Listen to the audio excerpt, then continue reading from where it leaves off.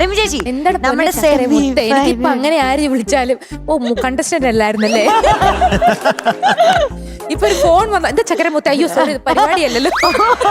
ഓ sorry. ഇല്ല പക്ഷെ വീട്ടിലെ ആൾക്കാരോ അപ്പം അവരിങ്ങനെ തന്നെ അവരെയോ ചേച്ചി അയ്യോ കുട്ടിമണിനെയൊക്കെ ഞാൻ അങ്ങനെ വല്ല ബാക്കിയുള്ളവർ അപ്പൊ ദേഷ്യപ്പെടുത്തേ ഇല്ലേ അവരോട്? പിന്നെ ദേഷ്യമൊക്കെ വരും. ദേഷ്യപ്പെടും പക്ഷെ എടുത്ത് നിലത്തടിക്കും. പക്ഷെ അതിന് കൂട്ടുകൂടും, അത് കഴിഞ്ഞ് ചക്കര കൂട്ടുകൂടും. അതുകൊണ്ട് കുഴപ്പമില്ല.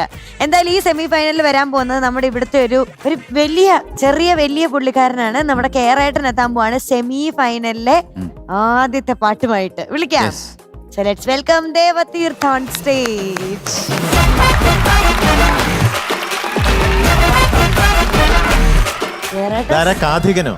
മൈക്ക് പഠിച്ച് നിലത്തിട്ടേനെ. മക്കളെ എന്തോ എങ്ങനുണ്ട്? നല്ലത്. സുഖമാണോ? ആണ്. മനസ്സൊക്കെ എങ്ങനെ? നല്ലൊരു ഇതുണ്ട്. നല്ലൊരു ഇതുണ്ടെന്ന് ഒരു റിലാക്സ്. എന്താ നിനക്ക് ഒരു വെപ്രാളമാണോ അതെയോ അല്ല ഒരു ഹാപ്പി മൂഡാണ്? സെമി ഫൈനൽ തുടങ്ങിയത് ആർച്ചുകുട്ടി കേറിയല്ലോ, സെമി ഫൈനൽ കേറിയല്ലോ. അതിനെ പറ്റി സന്തോഷമുണ്ടോ ആ കാര്യത്തില്? അത് കേറണ്ടായിരുന്നു എന്നായിരുന്നോ? സന്തോഷമുണ്ട്, സത്യം പറ. സന്തോഷമുണ്ട്. ഈശലോ? പക്ഷെ ഈശല് പോയപ്പോ ശകലം വിഷമായില്ലേ? അതുണ്ടായിരുന്നു. അമ്മയ്ക്ക് പോയപ്പോഴും അവന്റെ രണ്ട് ശരിയാണല്ലോ. അതാണ് ഒരുപാട് ആൾക്കാർ നമ്മൾ ഒത്തിരി ക്ലോസ് ആവാൻ നിക്കരുത്. അതാണ് ഈ പ്രശ്നം പറ്റുന്നത്. ക്ലോസ് ആയില്ലെങ്കിൽ ഇങ്ങനെ ശരിയാവും. അല്ല നീ മനസ്സിൽ നേരത്തെ അങ്ങനെയല്ല, മനസ്സിൽ നേരത്തെ കാണണം. ഫിനാലെ ആകുമ്പോഴത്തേക്കും അവര് പോകും, ഇനി രണ്ട് വഴിക്ക് പോകുന്നു മനസ്സിൽ. ഇങ്ങനെയാണ് റീമി ഓരോ സ്ഥലത്ത് പോകുമ്പോ വീട്ടിൽ നിന്ന് വഴക്കടിച്ചിട്ടാണ് എല്ലാ സ്ഥലത്തും പോവാറ്. എങ്ങനെ എവിടെയെങ്കിലും പോകുമ്പോ. കാരണം റിമിക്ക് കൺഫ്യൂഷൻ ആയി കേട്ടോ. എന്താ ഞാൻ പറഞ്ഞ ഇനി തെറ്റാണോ എന്ന് പറഞ്ഞിട്ട് എന്റെ മുഖത്ത് നോക്കുന്നു, അവിടെ നോക്കുന്നു, ഇവിടെ നോക്കുന്നു. ഞാൻ പറഞ്ഞൊരു തെറ്റ് ഇല്ല. ഇവിടെ രണ്ടുപേരും എന്നെ ചുമ്മാ എന്തോ തോണ്ടിട്ടൊക്കെ ഇങ്ങനെ നോക്കുന്നു. നിന്റെ മനസ്സിൽ നേരത്തെ നീ കാണണമായിരുന്നു. എന്തായാലും ഒരു ദിവസം മത്സരം അവസാനിക്കുമ്പോ ഇതുപോലെ എന്നും ഒന്നിച്ച് നിൽക്കാൻ പറ്റില്ല. അതുകൊണ്ടല്ലേ ഇത്ര വിഷമായത്? ഇല്ല, എന്തായാലും പോകുമെന്ന് അറിയായിരുന്നു. അല്ല ഫിനാലെ എന്തായാലും എല്ലാരും പോകുമെന്ന് അറിയായിരുന്നു. പോട്ടെ, ഇതുവരെ പറഞ്ഞതെല്ലാം അഴിച്ചാൻ കുഴിച്ച. പക്ഷെ അവർക്ക് ഏറ്റവും നല്ല രണ്ട് ബെസ്റ്റ് ഫ്രണ്ട്സ് ആന്നേ പോയത്. അതുപോലെ അഴിച്ചാൻ കുഴിച്ച. ഈ വിഷമം വെച്ച് നീ എങ്ങനെ പാടുമെന്ന് പറയണേ? അവൻ ഇങ്ങനെ പാടും. എങ്ങനെ? മഞ്ഞക്കിളിയുടെ മൂളിപ്പാട്ടുണ്ടേ. ആ പാട്ടാണോ പറഞ്ഞേ? അതല്ലേ അവൻ മഞ്ഞ ഇട്ടുണ്ടോ? ഓ അതാണ് മഞ്ഞ. ഡീറ്റെയിൽസ്. സിനിമ കന്മദം, വർഷം 1998. പാടിയത് K Yesudas sir, music Raveendra master. ആണോ? ആണോ? ശ്രദ്ധിക്കണ്ടേ? Music Raveendra master, lyrics Gireesh Puthenchery. തിരിഞ്ഞു പോയില്ലേ? മ്യൂസിക്കും തിരിഞ്ഞു പോയടാ. ഇല്ല, അവനെ കളിപ്പിക്കാൻ. ഇനി അഭിനയിച്ചത് മോഹൻലാൽ സാർ, മഞ്ജു വാര്യർ. അതെ. എന്നാ പിന്നെ ഞങ്ങൾ തുടങ്ങിയേക്കാം. മഞ്ഞക്കിളി. All the best. Thank you. All the best. All the best.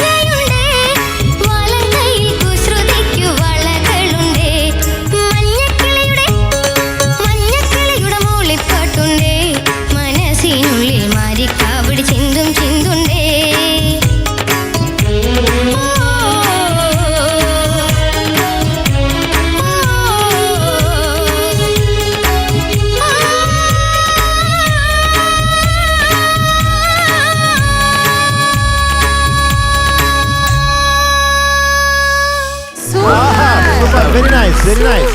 Thank you sir. Very മകളെ എന്തോ നിനക്കൊരു 92 മാർക്കാണ് ഇവിടെ നമ്മള് എന്ത് പിന്നെ ഞങ്ങൾ അങ്ങോട്ടും ഇങ്ങോട്ടും സംസാരിച്ച് 93-ൽ എത്തിച്ചു. എത്തിച്ചു. അതെ. സന്തോഷായില്ലേ? എന്തോരം മിസ്റ്റേക്സ് ഒന്നില്ലേ? സെമിഫൈനൽ വരുമ്പോ ഇങ്ങനെയൊക്കെയാണ് മാർക്ക് കേട്ടോ. അത് മനസ്സിലാക്കണം. കാരണം അത്രയ്ക്ക് സൂക്ഷ്മമായിട്ട് 93 എന്ന് പറഞ്ഞാൽ 105ന്റെ ലെവലാണ്. അതെ, പിടിച്ചു നിക്കാടാ താഴെ. ഞങ്ങളിങ്ങനെ പിശുക്കിയ മാർക്കൊക്കെ തരുള്ളൂ ഇനി. സാരമല്ല, സെമിഫൈനൽസ് ഒരു 95 കൊടുത്തത്. അതെ. 95. ഓക്കെ. സോ എന്താ വാ തുറന്ന് അങ്ങനെയൊന്നും പറ്റില്ല, അങ്ങനെ എക്സ്പ്രഷൻ ഒന്നും കാണിക്കണ്ട. ഇല്ല. So എപ്പോഴും നല്ല today we are giving you 98.25 out of 100. Thank you sir. ശ്വാസം വീണ് കേട്ടോ. വലിയ ശ്വാസം. ആദ്യ ഒരു കന്മത പൂക്കുറ്റി.